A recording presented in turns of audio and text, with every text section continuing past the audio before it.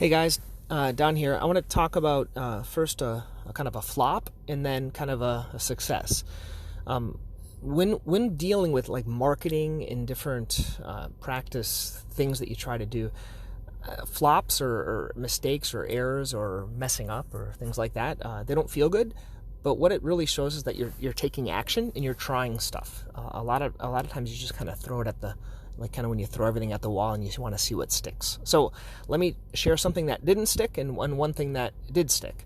So the one thing that didn't stick, I tried to do these things called these group sessions with this Podiatry Practice Mastery. And I thought, my opinion, a group session was a good idea, okay? But not all good ideas in our head are good ideas for everyone. And I think the reason, and I even got an email from a doctor, I believe it was Melody or Melanie, and she said, Don, I like the idea, but, who has time at 12:30 Eastern Standard Time to do a group session? And that's the truth. It was, the truth of it was, it was a horrible time. It was fine for me because I used my lunch hour, but how many times other days do I work right through my lunch hour, just like everyone else? And you tend to check your email in lunch hour, and you have other things to do. So I stopped the group sessions, and I guess I would consider that a flop or a learning experience. And those happen a lot.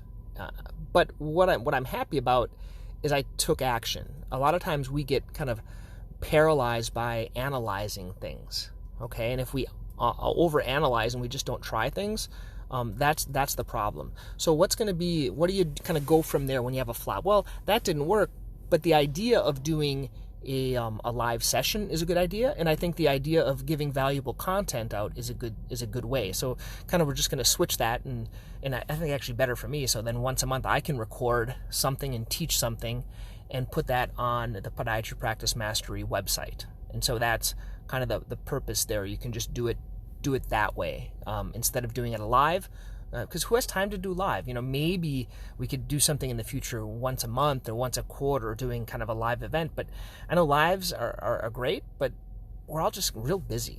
That's the issue. We're busy seeing patients. And so you might want to set it up in a way like a podcast where you can just kind of, if you're interested, you can listen to that topic, or even kind of putting it according to topic. Another thing I think I've kind of flopped on, in my opinion, are these interviews. I think the interviews have been fun, but they're all on this Present website, and you can't get access to, like, who's going to go back and look at 30 emails or 30 interviews in the past. So I'm trying to find a way to kind of organize all these interviews because I think there's great content. But if I send everyone back to the Present website, it just, you get lost. Like, there's so many interviews. And so that's why I've tried to put them on a podcast. But I think a better way is going to be putting them in on that Podiatry Practice Mastery according to the content. Like, let's say all the videos talk about email, or all the interviews that talk about marketing, or all the emails that talk about sales, or things like that. I'm sorry, the videos that we talked about. And then the last thing is one of the things that did go well. I was telling you before about these shock and awe packages. Basically what these are packages that I send out. I don't just send them out randomly. I send them out to people that I have relationships with. And there was a doctor of physical therapy, Erica, that I was I interviewed. Right? Once again, it wasn't for Podiatry Practice Mastery. I have this little thing where I interview people locally. It's called Healthy Living, where I interview about health topics.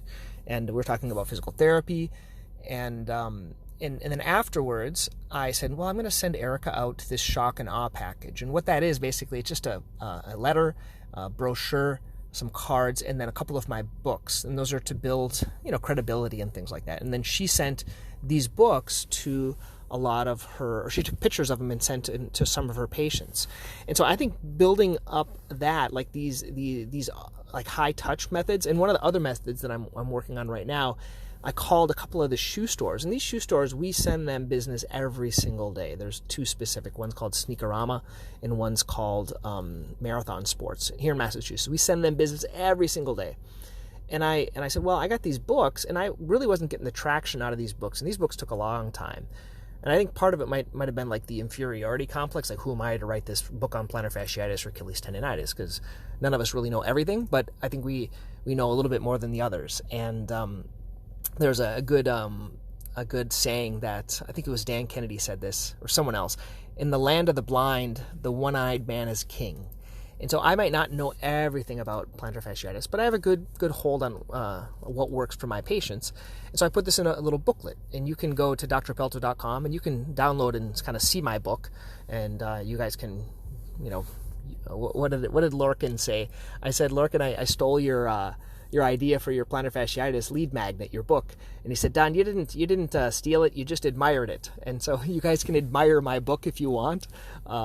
And if you want more access to it, let me know. But basically, these books I printed, and I'm going to bring them to the shoe store. And at the shoe store, I'm going to leave let's say, leave 50 of them there on plantar fasciitis and Achilles tendonitis. And they're the specific books. I have another book called the Foot Book, but it's real generic, and who wants to look at a foot book? No, I realize that. There's no sizzle in that. But if it says plantar fasciitis, and they come in with plantar fasciitis, and it costs me about $3 to print, so let's say I spend, for 50 books, 150, I think there's shipping, maybe 200, and then let's say that brings in like one patient, that would be worth it. Okay, so that's kind of the other thing that I'm trying, and I'll let you guys know and keep you up on what's happening with that. I'd love to know your thoughts or what's working for you. Email me, Don, at podiatrypracticemastery.com. What are things that are working for you? If you want to be part of an episode, we can kind of talk together about what's working for you. I'd love to hear that, because this is a really one-sided conversation, and I'd love to hear what's working for other people. So just email me, say hi, say, this is great, this sucks, what do you like, what do you want more of, what do you want less of, okay? Don at podiatrypracticemastery.com. Okay, have a great day.